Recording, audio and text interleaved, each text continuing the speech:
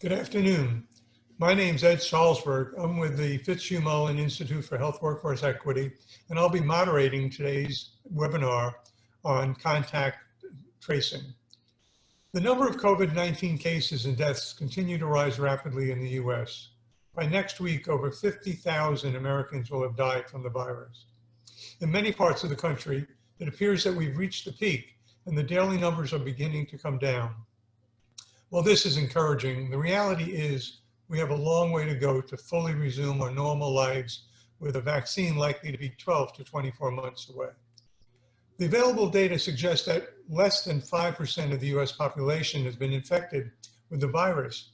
Thus, the vast majority of Americans are still at risk of catching and spreading the virus. Nevertheless, the nation is anxious to get back to work, and the current approach of massive sheltering in place has a significant economic cost. One strategy that can help the nation move on includes three key elements. First, testing. A drastic increase in testing and quarantine for those who are positive. Second, tracing. Identify those who have come in contact with positive patients. And third, isolation.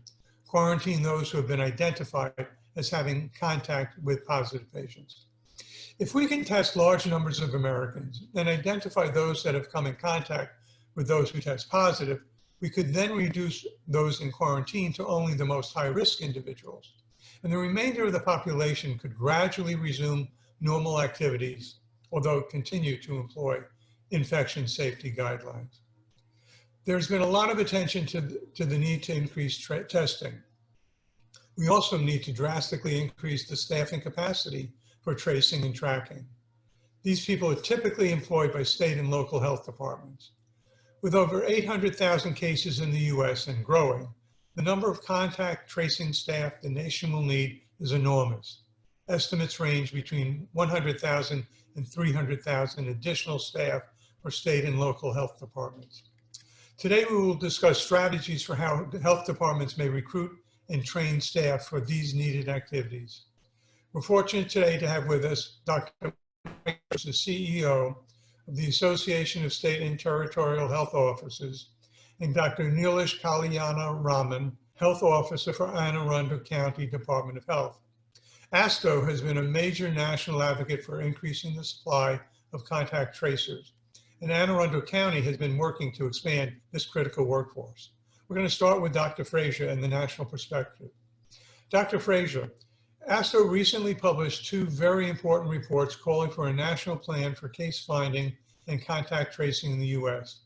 ASTHO has also recently written to Congress in support of extensive funding for testing, tracing, and isolation, and recommended $3.6 billion for contact tracing. Can you tell us about the plan and the recommendations for Congress? Obviously, our state and territorial health officials and our local partners in county and city health departments are working 24/7 on this COVID response with plenty of federal engagement and plenty of community engagement. In the first weeks of the response was really about just getting a handle on the pandemic and some of the real, healthcare related issues, messaging related issues, hospital capacity and equipment issues, and we've all heard so much about testing. But in this next phase, this phase when we move towards suppression or again, back to containment, it's going to be absolutely critical for us to gradually reduce these community mitigation efforts that have been so disruptive, as you mentioned, to contain new infections and gradually reopen with the appropriate precautions so that we can all get back to work and get back to school and get back to play and recreation in the same way. It's going to take a while, and the strategy for reopening really does depend, as you mentioned, on testing and contact tracing, as well as a public that's willing to understand the need for a continued mitigation effort if new outbreaks pop up, which I think most health officials would anticipate in the future. So as we look towards the reopening, if you will, or this gradual restart, it becomes really important to think about the core function of public health. And one of the things that health departments do every day, they did it before COVID, they have deep experience in it, is contact tracing and disease investigation. It's something that's common to health departments, and depending on your state, the state health department does it, or your local and county health departments do it. It's a way that we go to find cases, for example, STD or HIV or TB, to get that person into care and to make sure they have the resources they need to be well, and then to trace their contacts, to investigate who they've been with. And in the case of STDs, make sure they get referred to treatment. And in the case of TB, have those folks tested. So it's important to know that contact tracing isn't some big new concept that we've never done before in public health. And in fact, it's one of the standard tools of most health departments. But what COVID has done, and the extent of viral transmission in our country to every state in the nation, every territory, what that's done is created the scale, the scale and spread that far surpasses the capacity that most health departments have today to do effective contact tracing. And so in order for us to, again, reopen without a vaccine, we have to slowly and gradually reduce our mitigation efforts, make sure we continue our physical distancing and potential universal masking to avoid transmission, and that we have the capacity to trace contacts individuals that test positive and their contacts. And that work takes a lot of time. You can imagine something like a STD investigation, it can take days and weeks. In something like COVID, we don't have that time because it's so communicable, it's so infectious, and the time to spread is just really quick. It's exponential, that's what we've seen. So we heard from state and territorial health officials that there's an urgent need to ramp up our contact tracing capability. We know, again, that there's existing professionals in most state and county health departments called disease investigation specialists, or DIS. In some states, they're called other things like outbreak investigator or an epidemiologist 3 or some other kind of title. But those are professionals in health departments that do the work every day. They're trained, they know how to work with different kinds of communities, they know the regulations around reporting and privacy, and they know how to elicit contacts in a way that builds trust and gets the community engaged in the work. With COVID, we're looking at a massive expansion. Currently, we estimate there's about 2,200 disease investigation specialists across the country. Those data come from our partner, the National Coalition of STD Directors, as well as our TB partners, so 2,200. You might be thinking, wow, that's a lot. That's probably a little bit of an undercount because not everybody's called a DIS, but it's somewhere around that number in terms of professionals in health departments. We're estimating in our first report, the National Plan to Enable Comprehensive COVID-19 Case Finding and Contact Tracing that the Johns Hopkins Center for Health Security and ASTHO authored, we estimated 100,000 contact tracers would be needed in the United States to deal with the numbers that we're looking at with COVID. Now, I think it's important to state that those aren't 100,000 necessarily of the same kind of people with the same exact skill set. We're really looking at 3 tiers of contact tracing activity. And that's what we elaborate in the second document that we're sharing, which is the Coordinated National Approach to Scaling Public Health Capacity for Contact Tracing. In that document, we try to make clear that there's going to be an urgent need for a lot of contact tracers. And those are entry level, maybe paraprofessionals, they might be community health workers, they might be students, they might be furloughed workers, they might be active citizens who care about their communities, they might be medical assistants or other folks that want to help. Those folks are what we're calling our tier 1 or entry level contact tracer. And we see example of that, for example, in Massachusetts, where they're recruiting contact tracers for their interviewing work and their case tracking work in the state. Supporting that massive cadre of contact tracers are these professional disease investigators, or DIS, that provide potentially higher level consultation and support for the new contact tracers, as well as knowledge of the system, knowledge of the health departments, because that's what they do every day. And then working with those folks, there's probably an even smaller team of highly specialized medical epidemiologists, clinical consultants, public health nurses, folks that are in the clinical and medical area that again can help refer to care, but are also using surveillance and epidemiology tools to track the epidemic more broadly. So our ask really focuses on that first tier one, 100,000 people. And as you mentioned, that's about a $3.6 billion estimate in terms of total cost. 100,000 sounds like a lot of people. When you do the math, and this is in the back of our second report, by state, those numbers, 100,000 gets a lot smaller and probably a lot more manageable. So if you're looking at a state like Maryland, we estimated about 1,842, to be exact, contact tracers will be needed. That's a much more manageable number in a state that has a sizable population, access to schools of public health and medical schools, and a really robust local public health infrastructure. It's a task. It's definitely a Herculean task, but it's not an impossible task. And so that number, 100,000, to us was based on some of the experience we know about from other countries like Singapore and Taiwan and China, and thinking about what the scale would be needed here. There are other experts, and by expert, I mean the expert, Dr. Tom Frieden, for example, who's former CDC director, who estimate that number, 100,000, may be too low, and in fact, uses a number of about 300,000. That's really, if you start doing the math again, it's about 1 to 1,000 population or 1 to 1,200 population. And that might be what we need, honestly. But we started with this 100,000 number, again, just based on some of our observations, some of the analysis that the experts at Johns Hopkins shared, and have gotten to, I think, a pretty good place when you look at how that's spread out across the country. That's very helpful. I have a follow-up question for you. When would these workers be needed, and for how long? Are we looking at people who could come in and work, just something that, say, currently furloughed workers could do, or is this going to be a longer term need for the county health departments and state health department? Personally, I think it's going to be a longer term need. I would love to kind of think about this in two phases. One is this quick ramp up. I mean, you ask when were these folks needed?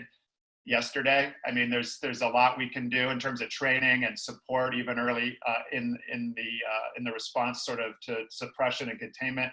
But I think that those are the folks that are going to be needed as a surge capacity. And that's important because as we gradually reduce mitigation efforts, there is going to be transmission, there is going to be hotspots, there are going to be outbreaks. And so we got to be able to contact those folks with positive results, follow them up, get them into care, and then monitor them in isolation, quarantine. Then there's this second sort of phase of this, which is a rebuilding of the public health infrastructure, if you will. Over the last 10 years, we've seen declines in federal funding and state funding for public health agencies. The National Association of County and City Health Officials reports about 55,000 job loss in this 10-year period. Many of those were folks doing some of this core public health work. And we know there's a dearth of DIS, and we know we're experiencing very high STD rates up until COVID. It'll be interesting to see what happens after that. So there is this need for increased capacity well beyond what COVID requires in terms of sustainability and time. So I would suggest that this cadre of 100,000 will be needed probably for a year, maybe longer. Those could be the same people that could help deploy vaccination points of distribution, for example, in the future and support that work with clinical partners. So I don't think it's just a 3-month job. I think it's probably a year, maybe 2. And then we need this rebuilding of the public health system, the capacity to do disease investigation work broadly for everything, including COVID. And that's a longer term investment that would be hopefully a way for us to get back to where we need to be to face this next epidemic, and there will be one. Thank you very much. Let me turn to Dr. Kalyanaraman. Anne Arundel County has been in the forefront of counties trying to address the need for contact tracing. What's been the experience in the county? What are some of the specific challenges that you have faced in expanding this workforce and expanding the contact tracing in the county? Yeah, we are a county of over 500,000 people, 579,000 people, and as Michael was noting earlier, contact tracing is something that we as a health department, all health departments do this work, and it's a core part of the work that we do. As we were entering into what I call the age of COVID, I can date it to March 6th as the first case in Maryland, and pretty much our lives changed since then. We had a lot of discussions between the containment phase, where aggressive contact tracing with isolation and quarantine can really slow that spread, versus the mitigation phase, where it starts to get so widespread that you take these social distancing types of interventions that need to be done on a population level. And we made the decision that we were going to contact trace as deep into the mitigation phase as possible for a couple of reasons. One is that contact tracing still has value in a mitigation setting. We still want to slow that spread. And the second was also a proof of concept kind of issue. We knew that contact tracing would be critical going forward. We wouldn't be in a mitigation phase forever. We would come back to containment. And in that scenario, we wanted to make sure that we had ramped up. That once you ramp up, you can ramp up again. It's a lot easier to do it the second time than the first time. And so we made that commitment. And so I think it was about a month ago now, somewhere in late March, we had about 15, 20 new cases a day. And we were stretching our contact tracing staff pretty thin. And we made the decision that we were going to expand our capacity up to 100 new cases per day with all the contacts that go with that. Because what we found is that it was really hard to keep up. Every day there were maybe 2 or 3 more new cases beyond what we had seen the day before. And we were always kind of just barely making it. And so we said, let's just shoot far. Let's get to 100 per day.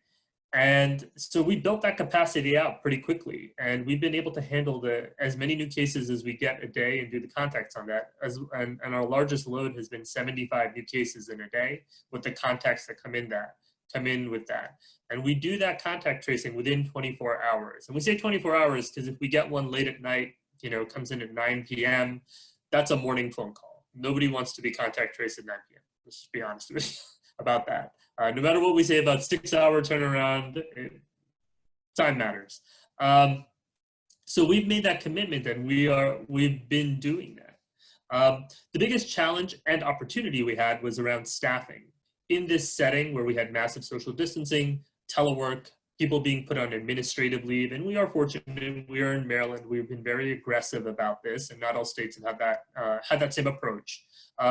We had a pool of workers, specifically our school health workers, who once school was suspended, we had a large workforce that didn't have anything to do.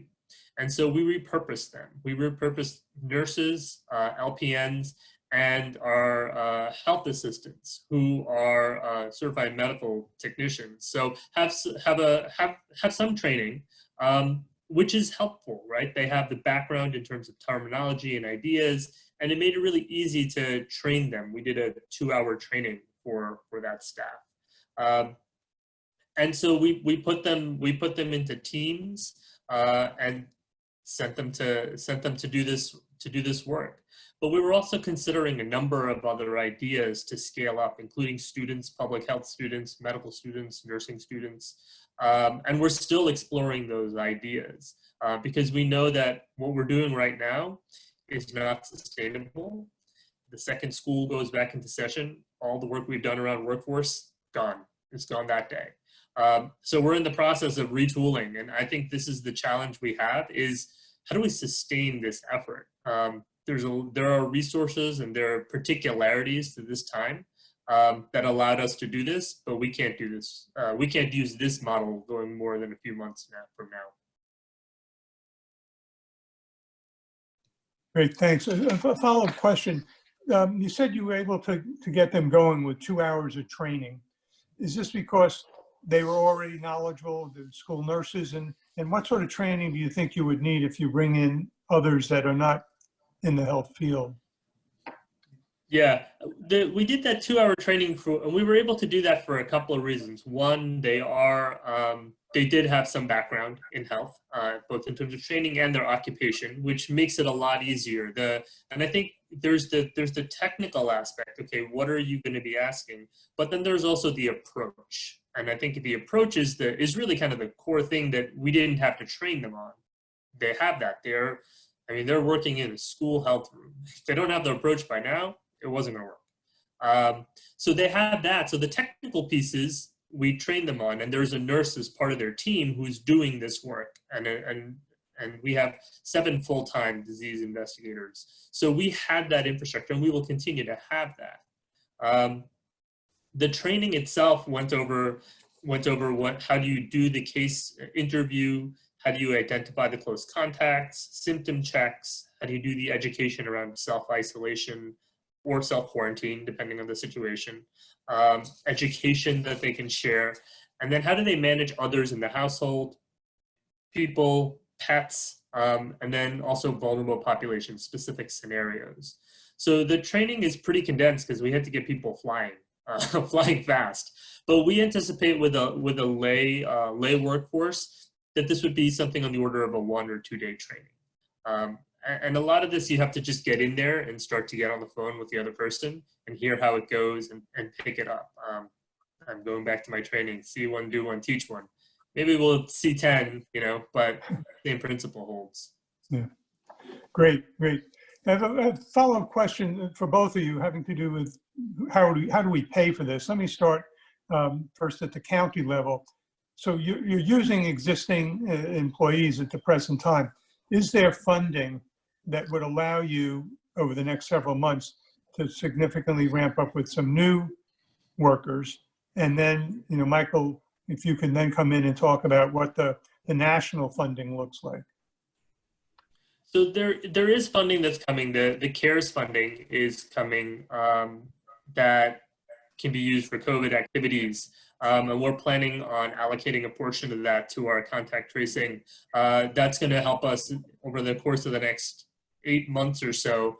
And then we have to figure out what the sustainability on that is. And that's part of our figuring out a blend of activities between having additional staff that we've added, having electronic tools that can help extend our reach, using students and including that as part of their education. In public health, we're more than used to working with academic institutions as both as training and as workforce, and it's a back and forth. But these are the kind of approaches that we're trying to bring together to be able to manage the financial aspect of this in the long term. So I definitely would add on to that and agree entirely. I mean, the public health system has been chronically underfunded for years now. And I think we've done a pretty bang up job when you've got isolated regional or geographic outbreaks like a measles outbreak or a foodborne outbreak where everybody in an agency can pitch in to help, and it's maybe a 2 to 3 week sort of acute phase. But when this happens nationwide in every single jurisdiction, it's just overwhelming. It's too much. And we have to remember that these disease investigators had a job prior, so we still have folks that need to be checked up on with other infectious disease risk or positivity. And a lot of the health work that maybe the health assistants do or the school health nurses do is really going to help in the long term in terms of chronic disease outcomes. So we want to have enough to do both, not keep moving people back and forth every time there's a crisis. That takes money and resources. I mean, you don't want to invest in your fire department when all of a sudden you got 15 fires to control. And over time, those resources have declined and only spiked when there's been an outbreak like a Zika, like an Ebola, like H1N1 in the past. And so what's amazing in this response is the initial emergency supplemental funding that went to states got from Congress to CDC to states in 5 days. That's a record. And states are using those dollars to respond to COVID in a number of different ways to support the emergency. Expanding contact tracing is one. There's many, many others. It's not enough. These are big numbers. There's a lot of people in this country. There's a lot of need. This is intense work, whether you have an app or a telephone or 2 shoes, it's a lot of work. And so that's going to take more resources. And what we proposed was $3.6 billion. The first supplemental was a piece of that. It was the first push was $570 million to all states and territories. Obviously, there's more coming there.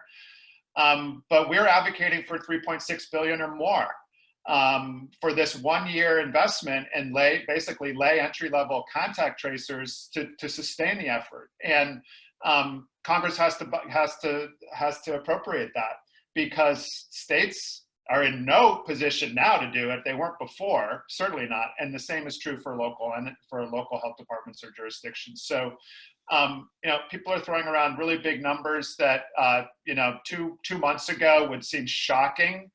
But this is what happens when you don't invest in the public health infrastructure in the long haul. You're going to pay for it one way or the other. So let's not miss the opportunity to get what we need to respond to COVID, but then invest in this sustainable infrastructure for the future. And that's been our message at ASTHO with our partners at NACHO, Big Cities Health Coalition, and others that are working on the advocacy side of this. Thank you. So when I think about, or when you think about how many contact tracers we will need, how important is the potential ramp up in testing? Because we're testing about 150,000 now, but there've been calls to test maybe 1 million a day. If we really ramp up in testing, does that mean we're going to need a lot more contact tracers to work on that? Similarly, there's been a lot of discussion about the development of an app that both Google and Apple have been working on that would help identify who people may have come in close contact with.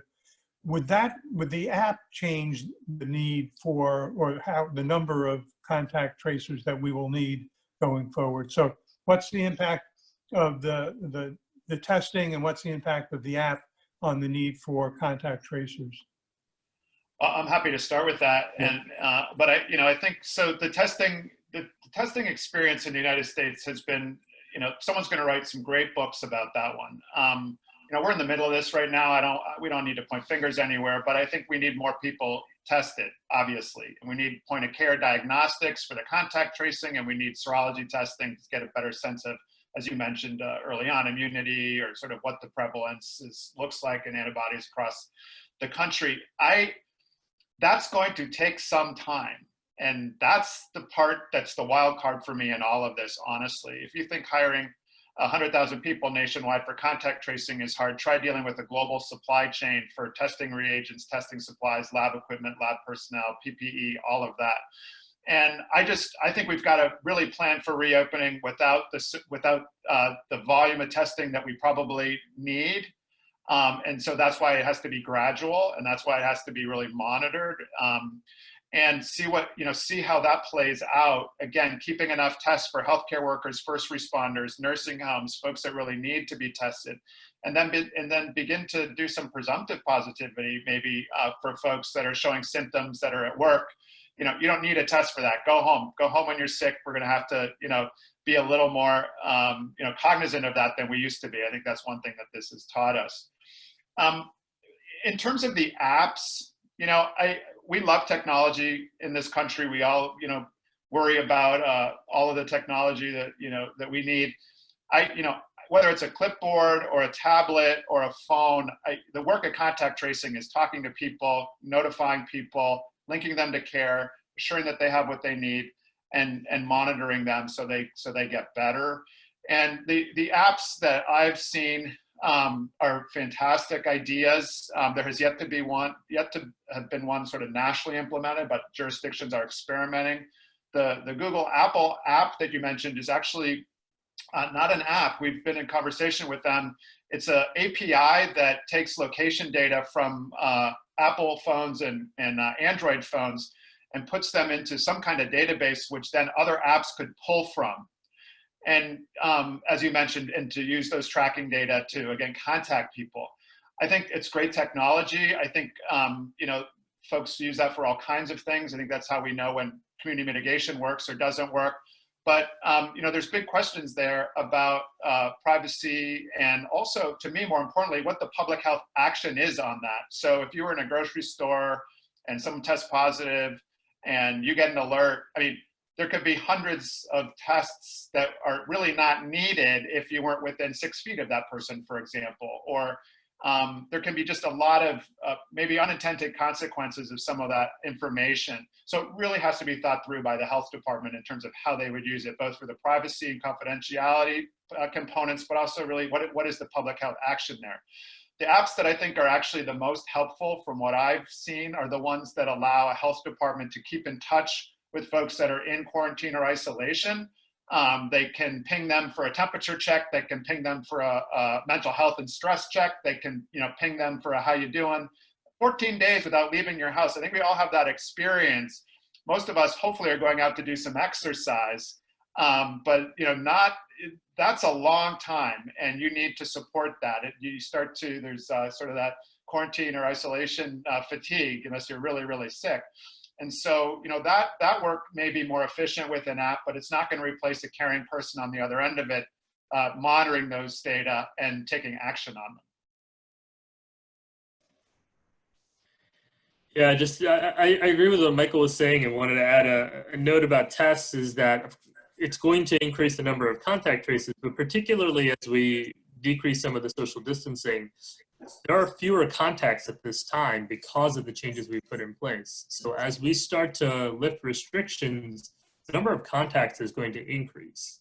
And the testing is a key part of that, because the ultimate goal is to be able to say to our population, the second you have symptoms, get tested, so that we can immediately get you into isolation and you decrease the number of contacts while you're symptomatic.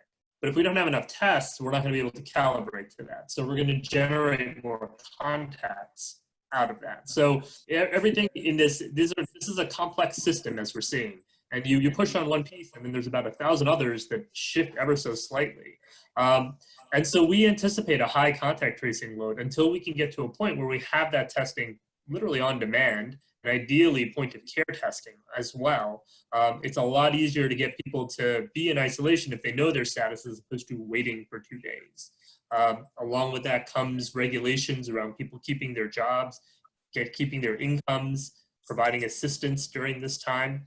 There's a lot more leeway that's allowed right now, but as we return to normal, how do we make sure that those types of social supports are in place, and those types of guarantees for people who are employed or in school are in place as well? And then the other issue on apps that you mentioned, I have to admit, this is my background in community health. I'm pretty skeptical whenever I hear that there's an app that's going to do something. Apps are as good as people using them. And so if you know how to use it, great. And if you don't, it means nothing. And so I agree with Michael that the apps that are useful are tools that are used by the health departments to extend their work. But there's nothing that replaces that human contact, that ability to explain particular circumstances or situations. Very few people live lives that are coded for in those apps. Most of us have messiness and fuzziness that needs that human interaction and that decision making. Great, thanks. So one last question. If we think about needing 100,000, or Dr. Frieden's suggestion, 300,000, and we know we're going to need them over the next several months, we're going to be needing to hire them. Are there some policies or things that the workforce planning community, the education community can do to help bring, or that other policies that anyone else could use that could help assure that the workers are available when you need them? Or is this such a short-term turnaround that we don't need to do something to sort of prepare for the workforce? Nilesh, maybe start with you.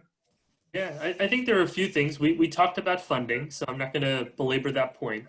I think that standardized training would be a real help. Being able to have either online or in-person training that's consistent, that can be done at any time. One of the keys of this is that there may be a need to train staff up very rapidly. If you start seeing an outbreak, you're going to have to get more staff on board.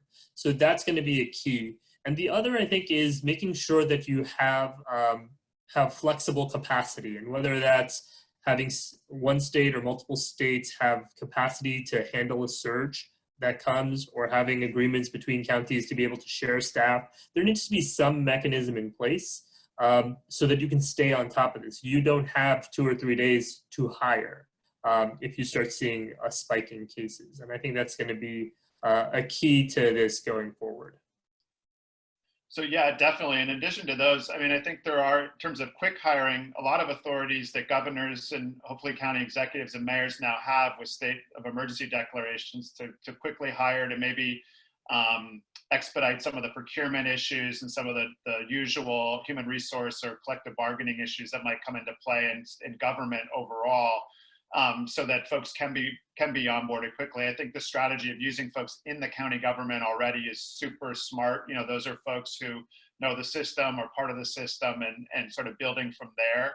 And again, this way of sharing folks between jurisdictions and between states, it's what we do in emergencies typically, and that obviously will be needed.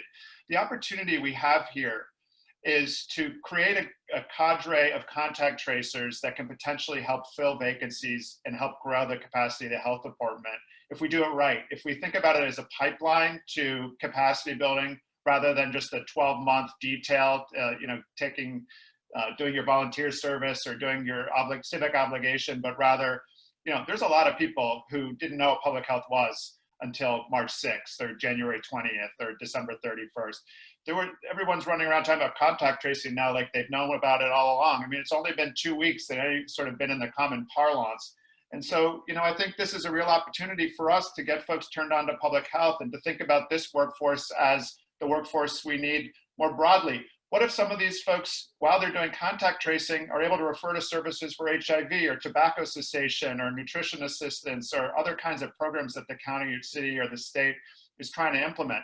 We have plenty of sick people in this country. That's not going to change. And the notion that this workforce is needed just for the 12 months, true, if this is a crisis, but afterwards, we still didn't have enough STD disease investigators, TB tracer and follow-up folks that can do diabetes prevention programs and work with health plans to make sure folks are staying well versus treating them when they're sick. This could really be an opportunity for us to change the focus on public health and wellness versus where we so usually go and characterize the first sort of months of this response, which was how many ventilators do we need? How many masks do we need? How do we keep our hospitals open? We're going to cancel elective surgeries. All important, extremely important, but not what's going to get us out of this, which is preventing the transmission in the first place. And so I'm hoping that this group, this cadre becomes, for us, that's seminal next wave of folks that can say, yeah, I've been in public health for 20 years and I started during COVID as a contact tracer. That'd be pretty cool. And I think for us, really important. Great comments. I really appreciate both of you taking the time today. Let me note that on our website, the Mullen Institute website, for the webinar, there will be a list of resources, including those 2 excellent papers that ASTHO has put out. Again, I want to thank Dr. Michael Fraser and Dr. Nilesh Kalyanaraman, and urge you to look at the other webinars that are being produced by the Mullen Institute. Thank you very much.